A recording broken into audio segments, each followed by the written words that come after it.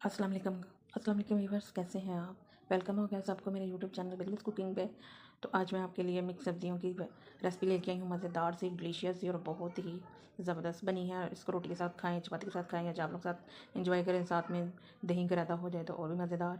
तो सब्जियों वाले चावल भी बनाए हैं, अभी सीज़न स्टार्ट है तो फ्रेश फ्रेश सब्जियाँ आ रही हैं, बड़ी मज़े के मटर, मीठे मीठे मटर आ रहे हैं और बड़ी मज़ेदार सब्जियाँ आ रही हैं। तो आपके साथ मैंने फुल अपनी रेसिपी शेयर की है, स्टेप बाय स्टेप आपको गाइड किया। तो आपने मेरे चैनल को करना है सब्सक्राइब, वीडियो को लाइक एंड शेयर कर देना और कमेंट बॉक्स में बताना कि आप लोगों को मेरी रेसिपीज़ कैसी लगती हैं।